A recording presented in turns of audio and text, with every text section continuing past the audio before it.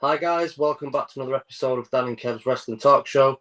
Today, unfortunately, me and Kev have the very unfortunate job of reviewing Raw, but someone's got to do it. No, it's going to be a short one, I think, this week because there's just not that much to talk about. We are only doing Raw. We're saving NXT and Great American Bash and SmackDown for next Sunday. I just want to start off by saying we did have a comment on Sunday's video by somebody that was saying that they weren't happy that we were talking about England. And that's completely fair enough. You know, the title of the show is Wrestling Talk Show. Me and Kev are obviously passionate about football as well as wrestling, but we completely appreciate and understand that this is a wrestling talk show. So me and Kev have spoke, haven't we, Kev? Yeah. We've made the decision that if we do want to do a football chat, it will be in a separate video and it will be labelled football chat. So you know, if you're not a football fan, obviously don't bother clicking on it, and it'll be titled Wrestling when it's the wrestling stuff. But you know, we do apologise for going over England, but it is coming home. So there we go. Anyway, Yeah. yeah, Raw. Well, what did you think of Raw, mate? It was awful. Considering it was stepping up slightly, this one was awful. Yeah. And there's nothing really more to say about it apart from it was bad. Do you want to know my opinion? Go on. I think saying it was awful was actually you being nice. I think it was a little bit worse than that. I think it was dog shit. And thank you for watching our review of Raw, guys. He's been Kev, I've been Dan. We'll no, yeah, 2 weeks ago was very, very good. Very, very good. It was miles better than what it has been for the last 12 months, maybe 18 months. Last week's again was still good. It was at a good standard. Don't know what happened this week. It went back to normal. It was absolutely dog shit. It was not. Do you know what? For the last 12 months, I've been saying to you every Tuesday after we've watched it. I've messaged you saying, "Kev, have you seen it?" And you've gone, "Yeah." This is way before we started doing this podcast, Yeah. and it was like, and I kept saying the same thing to you if you remember. I kept saying it's virgin on unwatchable. That wasn't virgin. That was just unwatchably bad. And you already know, my Skybox didn't record this week's Raw. It took me 2 hours to find a stream to watch that pile of shit. Yeah. Yeah. I don't really know what to say. There was just segments in it and stuff that didn't really make any sense. Makes sense. Yeah, I just don't understand. Shall we crack on? Shall we get on with? So the first thing we started off with a promo from Miz. Do you know? At least it was a good promo. Yeah. Miz is very, very good at that. Morrison is good with that. McIntyre did his usual thing. Ricochet, we're now starting to see a little bit of personality come out of Ricochet, and I do like that. We are starting to see he has got a bit of humour about him. Yeah. And I like that. More of the same. We know how good he is in the ring, and he's showcasing that at the minute in the best way possible. I think they're very cleverly matching him up against John Morrison because their styles just match. It's always going to be a good match because of the style. They've got a match next week, haven't they? I can't remember what it was. There was a stipulation: is it Falls Count Anywhere or Falls Count Anywhere? Yeah, I think that's what it is. But yeah, they've matched them up again. They work really well together. Yeah. And they've obviously seen that, but I don't want this to get week in, week out sort of thing because next week will be the third time they fought each other in literally like 4 weeks, and it'll get boring and old very quickly. So we'll just see how that one pans out, I suppose. But yeah, they're both very good. Yeah. I can't really say much. I do hate the bit with the drip stick. What the hell is all that about? Do you know, it's not often on the show that we disagree. I quite like it. I think it's silly. I think it's daft. I think it's cheesy and corny humour, but I think it's Miz and Morrison. They are corny and cheesy, and their whole shtick is that kind. And it is. We both keep saying it, mate. It's Marmite. You either love it or you hate it. And yeah. Don't get me wrong. I think there's better ways that they can do it. I think Ricochet and Miz and Morrison are three very intelligent blokes that I think could come up with something better. But I don't hate it. I think it. Do you know what? It makes me laugh. And on what was a very, very poor Raw, at least it made me laugh. Yeah. Yeah. It was a good match. Ricochet, Morrison. There isn't really anything else that we can target. It was a good match. I'm happy that they're both getting a bit of limelight, and I was happy for Morrison to pick up the win. I know Miz obviously cost Ricochet, but I was happy for Morrison to get a big singles win. And fingers crossed, Morrison turns on Miz soon. I'd like to see him get a good singles run now. Yeah, that would be good. So what was the next one? Next, do you know, it's something. What is your opinion on Alexa Bliss? Because I am starting to get really frustrated with a lot of the WWE fans. I think she's good. I think people are getting tired now of the trancing thing and stuff like that. She's good in ring. She knows what she's doing. But I think sometimes the Lily thing and the trance thing can get on a little bit people's nerves. But yeah, I'm starting to tire of the whole trance thing with Reggie and all that stuff. I was like, what? I don't understand that, but it is what it is.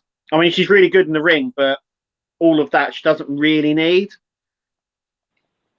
Yeah, I agree. I'm bored of the whole trans thing. They're not doing it in a way where it works. I've never been a fan of Lily the doll. That should have been scrapped out after week one. It was clear that just didn't work. I liked Alexa being all creepy in the dark and Reggie going, Alexa's there, and then Nia and Shayna turn around and she's gone, and then she appears there again. I think people need to realise what is Alexa Bliss and what isn't Alexa Bliss. Like her being asked to do the trance and all that stuff, that's bad booking. That, you know, they're asking her to do things. She's being told to do that. That's not her choice. She's doing a job. You know, and I think people are being a little bit too judgy of her. Yeah, I'm getting bored of the trans thing. Lily the doll never worked, but at the end of the day, she's amazing in the ring. And name a woman in all of WWE who can get her character across the way that Alexa Bliss has done with this dark fiend-like character, because she is incredible at staying in character. Yeah, that's all I have to say on that. Is that I think people need to kind of Nikki Ash. I'm liking the character that she's done now. Yeah. Nikki Ash. Yeah, I think it's building slightly. It's growing on me. Corey Graves, whatever. She's not a superhero, which is almost a superhero. Yeah, really funny. It's definitely growing on me. But then I was already sold by it straight off anyway. But yeah, it's growing on me quite a bit now. So I thought Nikki's promo was actually really good. Before I thought it was exactly what it should be. It was funny. Yeah. Then obviously they had a match. Nia Shayna, Doudrop and Eva Marie versus Alexa, Asuka, Nikki and Naomi. Okay. I don't think there's anything special about that match, especially when me and you was applauding the 3-way triple tag team match on NXT 5 days previous. This was poor. Again, confused with what they're doing with Eva and Doudrop. I don't know what direction they're going with that, and it's okay saying let's wait and see, which me and you have said the last 2 weeks. We don't get it, but let's see where it's going. Well, now after week 3, I don't think we can keep saying look, let's just see where it goes, because it isn't working. And in WWE, when it isn't working, it isn't working. Like, the fans are getting bored of it. It doesn't make sense. Either do something with it now or scrap it. Yeah. Because this is like, it's not entertaining. It's not enjoyable. It's just confusing. Well, we've got the last next Raw week's Raw is the last one in the Thunderdome. And let's see what happens when the crowds return, their reaction. So let's see what happens with all of that. But yeah. Also, quickly on that, last point on that. The previous 2 weeks, Doudrop has won, and Eva Marie's grabbed the mic and said the winner of this match is Eva Marie in her probably the most irritating high-pitched voice I've ever heard in my life. Yeah. Now, you know this, Kev. A lot of people that are watching this won't know. I'm autistic and I have hypersensitivity, and her doing that voice makes me want to rip my own ears off so I can't hear it anymore. It's a blood. I think that's why they do it, so everyone gets annoyed with her. And she used to do that before when she was in she was in her last run. She used to do the similar thing. So they're obviously playing on that. So, but I don't get why Eva did the she won this time when it was Nia that picked up the pin. It made sense the last 2 weeks because it was like Eva Marie saying, "I'm the star." So this Doudrop, she's wrestling for me because she's a nobody. She's nobody. Yeah. She's nothing. I've just given her a name. When she wins, it's not she's not winning. I'm winning. She's she's wrestling for me, and I'm taking her wins because she's nothing. I got that. But Nia Jax got the pin this week, so it didn't. Now it doesn't make sense for doing the winner of this match is Eva. Yeah. I mean, Nia looked at her as if to say what, but even Piper was as well. So maybe they're all going to turn on that. Maybe something's going to happen. Maybe they're playing the long game. I don't know, but it is what it is. So what was next? Lashley did cut a promo backstage with MVP. I was glad to see Lashley actually get the chance to do a promo because MVP usually does it for him. He's getting better because that's always been his weakness. And he is getting better. I thought it was perfectly fine promo. I thought it was good. Yeah. Next.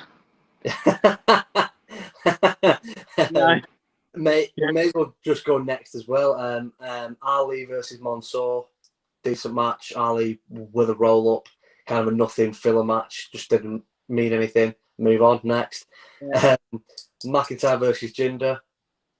I like the way that they're going with Jinder's character with the motorbike thing. We spoke before we come on, and I've actually just been thinking about it. And obviously, originally they were in a match in a faction. You had McIntyre, Jinder, and Heath Slater. I think that was the three of them in the little stable. And obviously McIntyre went off, and so did they all went off in their own way. But I kind of felt actually watching this, I actually felt that maybe they were setting up a feud between Drew McIntyre and Jinder Mahal. But why have they pulled the trigger now instead of after Money in the Bank? I don't know. Because he obviously at the end of the match he grabs his family sword, and says, "I'm having it," and and obviously they interfered as well, and it just seemed to me that they've sort of starting up a feud. Well, we've got a pay-per-view in 2 weeks. Why are they starting up a new feud? Why not leave it until after Money in the Bank? Yeah, I think they're going to do the wrong thing, and they're going to have this at Money in the Bank, and they should save it for SummerSlam. They should build it and build it and build it and build it and build it to it, because I like this. I like Jinder stealing his sword and running off with it. I like that they're quite clearly... You know what? The only thing I can think of is WWE going, look, McIntyre, we're sticking him in this with this rivalry with Jinder. Obviously, they can't have the match at Money in the Bank because McIntyre's in the Money in the Bank ladder match. But, do you know what?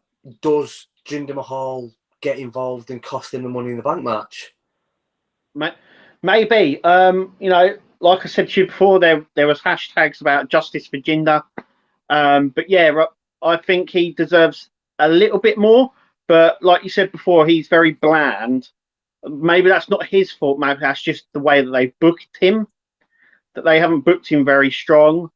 But you can't push away the fact that he was WWE champion at one point. Absolutely. For a while. So, he's got that behind him. Yeah. So, but yeah, I just felt that whole thing was sort of like they were setting up a new feud. But like in 2 weeks, we're going to have Money in the Bank. It just seemed a bit weird. Yeah, I agree. Very strange. Again, it was another thing that I don't really understand what they're doing. Yeah. The match itself was very good. And they know how to work together. They're two big people. But it didn't make much sense. Yeah. Yeah. It looks good, McIntyre and Jinder together, because of the same height, the same build. Yeah. It looks like it has all everything there to be a good rivalry. But Moon of Miami said, hello, Kevin Dan. So, hi, mate. Thank you for tuning in. And Darren Terry has said, hi, lads. Football free chat. Nice one. You're welcome, Darren. And yet again, as we said before, we are going to keep the football separate. So we hope the wrestling only chat. Next was something that we can actually talk about. Mason T-Bar versus Lucha House Party. Oh yeah, I like the fact that he came out in his Kane costume. He was all dressed up in Kane. He had the Kane sort of mask on. I think it was Grand Metalik who had all that. But yeah, I was surprised that Mason T-Bar lost. Very. The Lucha House. But once again, what have they done since coming away from Retribution? Nothing. I found it still a match. So. But what did they get in Retribution? Like, me and you were massive fans of Retribution, and what did Retribution get? They got absolutely shit on, and it's just continued after Retribution have split up. I don't get it. Dijakovic was amazing. Yeah, it was fantastic. And do you know what? I am a Keith Lee fan, so I don't want anyone in the messages saying, "Oh, how can you not like Keith Lee?" I think Keith Lee's fantastic. In my opinion, Keith Lee and Dijakovic's rivalry works so well because of how good Dijakovic is. As great as Keith Lee is, you've got to think Keith Lee is a monstrous human being. That is a massive, massive man. He would not have been able to pull off these incredible athletic moves if Dijakovic was not so good. Yeah. Some of the moves that they were doing off the top rope and the suplexes, mate, they hit a Panama Sunrise. Like that, with them two, that rival was so good because of how talented Dijakovic is, and they've brought him up, they've given him the name T-Bar, and they've just absolutely destroyed him. I think they need to separate all that now and give him back the Dijakovic name and send him like he was before. But it was what it was. Like I said, I was a bit shocked that they lost. Especially Lucha House, who are the sort of, I hate using the term, but jobbers. I hate that term, but they're the guys that you normally send out. They're quite happy to take a loss, and they make it look good. But yeah, I was quite happy that they got a win, especially him now in his Kane costume. I was like, I need to see that again. That was cool. But yeah, I was very surprised. Very surprised. Yeah, for anyone that's interested, Kane happens to be both mine and Kev's favourite. So very, very, very nice. Yeah. What was that after that? I just wanted to just mention how good and how much I enjoyed Riddle and Priest's promo backstage. Riddle each week just showing out how good he is. Priest, I like it. I like him being mates with Riddle. They've been posting quite a bit on Twitter, the two of them. So together. Well, something has clearly gone on with Randy Orton. It would be a shame if they have to pull RK Bro, but he weren't there again. That's 2 weeks now. With no explanation as to why he's not there. Yeah, he's injured. As he said, he's not having the vaccine, and Vince is, who knows? Apparently that's why we haven't seen Banks, is because Vince doesn't want to sack her like he has done with other talents. Again, it's all rumours. We don't know. One thing that I read was that they got rid of Aleister Black because Aleister Black said that he didn't want to have the vaccine. Apparently that's why we have not seen Banks. As Orton also said that he isn't having it, and is it causing problems? I don't know. But yeah, I've seen posts put on Twitter, and it does feel like they are. Is it a bit of a safety net? Is it a fallback plan in case Randy Orton's out for a while? Maybe. Riddle Priest, and they bounce off each other. I think Riddle and Priest have some very, very good chemistry. Yeah. And then after that, Riddle versus AJ. What was your thoughts on the match, mate? Good. Very good, yeah. Yeah, AJ Styles, he works really well in the ring with anyone. Yeah. But Matt Riddle is, like you're saying, phenomenal. He knows what he's doing. Pardon the expression, but he is phenomenal. He knows what he's doing, and he sells really well. He hits the mark really well. With AJ, yeah, they work really well together. I like the fact that obviously we had the Viking Raiders come out and scare Omars. There was a bit of a distraction there, but not much, I didn't think. No. Really cost him the match, but it did.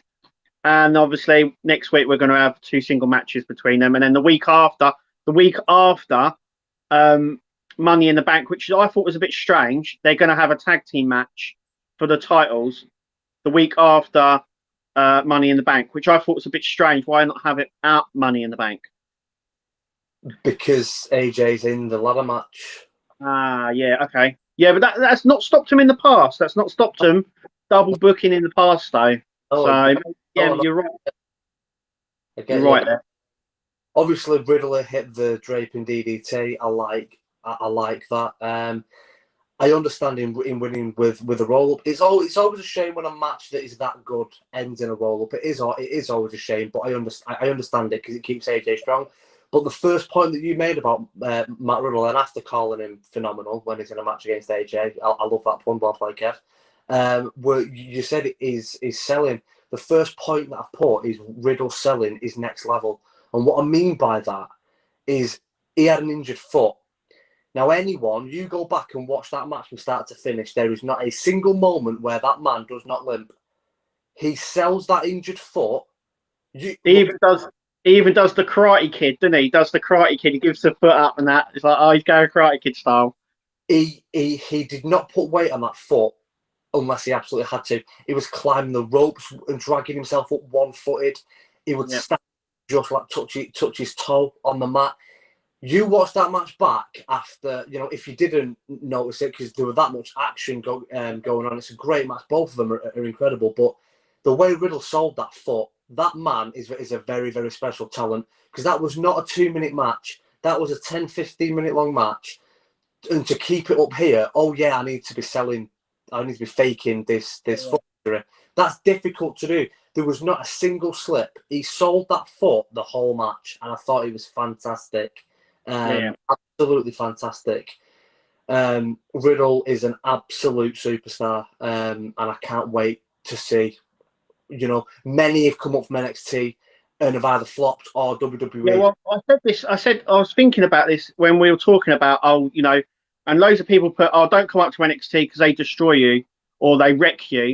You've got to think, Roman Reigns, Seth Rollins. You've got to look at people like Keith Lee before he went out. They were really pushing him. People were behind him. And then you look at people, you look at Matt Riddle. He was in NXT. He's come up. So they don't destroy everyone. No. So, it is. I think it is a hit and miss, but you have to have something, which they've obviously got. So. Yeah, I agree. Riddle, for me, is the next big superstar. He has absolutely everything that you need. Everything. Yeah. What was next? Next was your favorite spot, Kev. Oh, you can't wait to talk about this. Rhea and Charlotte limping out on the crutches. What was going on there? Jesus. What an absolute pile of shite. You know what? That's probably the worst segment I've seen in months. We've seen some crap, but that was just that. Like, they had hit the bottom of the barrel, right? And they're taking chunks out the bottom now. It was fucking awful. It was awful. It was. Charlotte wasn't injured, and we knew this right from the very start. Why is she coming out? And then why did Rhea come out pretending to be injured as well, right? And then instead of fighting, they're hitting each other with crutches, like out of fire, like they're two nerds going at it, like using lightsaber toys. Yeah. And they're two nerds. It's like, what the hell is going on here? What is this? It doesn't show. It doesn't. They're supposed to be the top women on the brand on Raw. You know, you've got the women's champion and Charlotte, and the other women are doing better. What the hell are they doing? I don't get it. It was awful. It was the worst part of the whole Raw. But yeah, I don't know what the hell they've got. Can't they just finish this now? I want it finished. Go away. I'm not interested. Give someone else to Rhea, because Rhea Ripley's very good. But I don't know what they're doing with the two of them. It's, you know, they're better than this. Much better than this. I think what is confusing, and you know, people that are rightly so saying how bad it is and saying, you know, this doesn't work, move on. Well, you know, 2 WrestleManias ago, that was match of the night, Rhea versus Charlotte for the NXT title. So it's not that stylistically they don't match or they don't get on. They're clearly very bold. I mean, Charlotte's probably the best wrestler that they have. It's between her and Asuka, probably. Rhea is unbelievable. I've seen her entire career. What a phenomenal talent, and she's still so young. She's only 24. Yeah. I don't know what has gone on with the women on Raw for the last 12 months, because Asuka is, in terms of talent and ability, Asuka's probably the best female wrestler in the world. And for 12 months, Asuka has been consistently dog shit. So, I mean, this goes way back 4 or 5 years ago. Do you remember when Vince McMahon rang Triple H and was like, yeah, I'm stealing your entire women's division from NXT? And Triple H said, fine, but please leave me Asuka. Because if you leave me Asuka, I can build the women's division around her because of how good it is. And she really is that good. She really is, in my opinion, the best women's wrestler in the world. And I think a lot would agree with that. And she has been awful for over a year. I don't know why. When you look at Asuka and Charlotte, it shouldn't be possible for them to look this bad. Rhea's still young. She's still going to make mistakes. There's things that she's going to do that aren't look great. But Charlotte and Asuka, it should be impossible for them to look as bad as they are doing. I don't get it. And when me and you keep saying, you know, surely something's got to happen. You know, they've got to do something to make this at least a little bit better. Each week it gets worse and worse and worse. And I am worried for the women on Raw, because when was the last time you've seen a good women's match on Raw? Yeah. They've got some amazing talent. You've got some amazing talent. Something is wrong there. I don't know what it is. But hey ho. Anyway, move on from that shit. Elias and Cedric Alexander versus Jackson and R-Truth. Yeah, I don't know why they teamed them up like they did. No need to. R-Truth, I don't know why he ran off. Obviously, I know. Look, right, when you're a wrestler, you want a title, right? I've said this to my wife, right? Even when Randy Orton took it out R-Truth once and just left him there, I was like, surely as a wrestler you want to have a title. So, you know, he's come in, Jackson's there, and he's like, why don't you just pin him 1, 2, 3 and become 24/7 champion? Anyway, I don't know why then he ran off. And then to do Cedric like that as well, who's better than that, you know, 2 seconds, bang, 1, 2, 3. I didn't get that at all. Why put Cedric in that match? Why do that in any way? I don't know. It was just a bit of a mismatch. I don't know what was going on, sort of thing.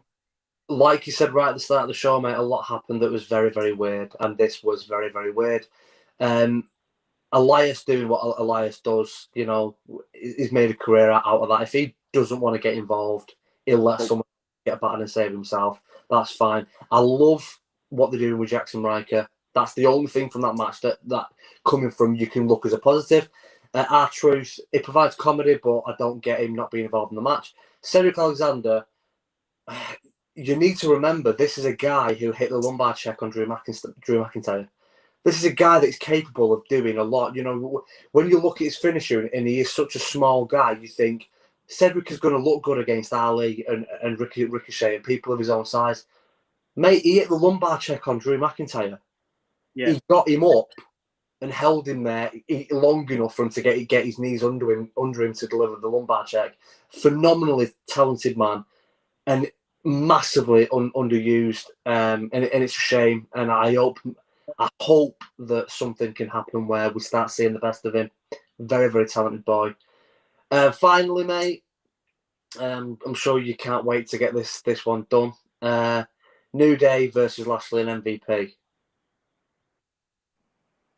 Yeah, I like the fact that he made a good point. I think Kofi, he came out and he said, "Oh, I think it was early on in the night," and he said, "Isn't it miraculous that Bobby Lashley turns up and MVP is now cleared to wrestle?"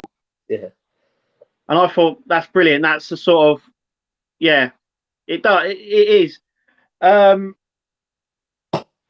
Yeah, once again, you're showcasing the New Day. I mean, they're quite good together. They worked well together. And it just continues their feud. I just don't know. It was a sort of, we'll put this match on sort of thing. I don't know what got out of it, if you know what I mean. What they were trying to get out of that momentum, maybe. I don't know. Was the match main event worthy in your opinion? No. I would have put it further down the card, and I would have done Jinder and McIntyre at the end pay-per-view at the end of the main event, and for Jinder then to walk off and to close Raw with McIntyre on the apron, like just holding, and he's walked off with his knife, would have ended the show perfectly. Yeah, but no, it wasn't. And I've got to make this point, and I really like MVP. I know a lot about him behind WWE. I know a lot about the man. Is a very, very nice, down-to-earth bloke. Yep. It breaks my heart saying it. And again, I say this with absolutely no disrespect. Please hang your boots now, MVP. Please do yourself a favour and do us a favour. You can't go anymore. You can't go. You can't work. You can't keep up with the youngers. He can't keep up with the young people anymore. They're too quick, too fast for him, too fast-paced. He has a lot of injuries, and yes, of course. I mean, him in the ring with Kofi Kingston, who's of course he's going to struggle. But mate, he can't move. His back's arched forward. He walks like he shit himself. You know, he walks like he's old and broke, which he is. Yeah. Please do yourself a favor. He's very, very good at what he's doing for Lashley, and him, coming out with his cane and his suit on, and stick with that, because that's now what you need to do moving forward. Because don't do that to yourself or us. And I don't mean this in a disrespectful way. As a fan, I don't want to see you look like that. The Undertaker, as great as he was, nobody who is a fan of The Undertaker, which both of us are, liked seeing him against Goldberg, liked seeing him in his WrestleMania match against Roman. 3 times Roman tried to lift him up, and all he had to do was kick his legs up to just provide a little bit of momentum. If he kicks his legs up, it provides that momentum for Roman to carry on the movement to get him up into position, and he couldn't do it. Something so basic that he could have done in his fucking sleep 10 years ago, he couldn't do it. It got to the point where his age and his injuries caught up to him, and he couldn't do it anymore. Yeah. We don't want to see someone that we love and idolise look like that, and the same goes for MVP now. Please hang your boots up. You can't go anymore. You've had too many injuries, and you've got to that age where he looks like he can't move. Yeah, totally. Yeah, he's very stiff now. Maybe he's trying to protect himself. I don't know. I do prefer him in the managerial role. I think it suits him much better. Yeah. But like I said, I didn't think that was main event worthy. I would have done the McIntyre Jinder thing instead. Yeah. But it was what it was. But yeah, overall, I think the Raw was crap, and that was it. And that was, It was awful. Yeah, we got one more Raw in the Thunderdome, and that is it. It's all gone then. But yeah, I just don't. Yeah, hopefully it gets better. Yeah, I'm so glad that I've been able to mark that off my book because that was so bad. I think the last point I want to make, because we said that we'd talk about it yesterday on in our Facebook group. Murphy's comments have obviously got a lot of heat the last couple of days, and can you blame him? Like, I think he speaks for a lot of wrestling fans. Me and you have gone through stages where we've wanted to do it, and to be honest, I think if me and you didn't have this podcast to do, we would do exactly what he did, and we would watch a nice little quick review to keep up with what's happening and not put yourself through 3 hours of painstakingly boring and dog shit Monday Night Raws week after week. Yeah, it's not been good. It's not been good. Maybe it's because of the pandemic. I don't know. Maybe it's because there's no crowds there. I don't know. But yeah, I think WWE in general is going through a little bit of a transition at the moment. You know, getting rid of a lot of people, getting rid of a lot of back staff.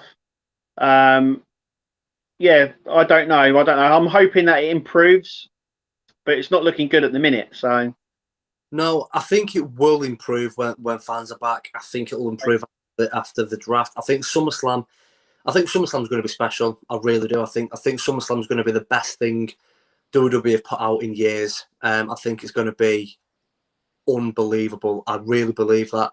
Moving forward after that, even with fans back, do I think it's going to be as good as NXT or AEW? I hope so. The only thing that I would say is Raw was bad before COVID. yeah, Raw was the worst one of the three before COVID. So I don't know. I don't know. Yeah. Well, what do you reckon? We'll leave it there. Yeah. There's no more to say about Raw. No. But yeah, that's it. Thank you for listening and watching. I've been Kev. I've been Dan. Catch you in the next one, guys. Yeah, we'll catch you at the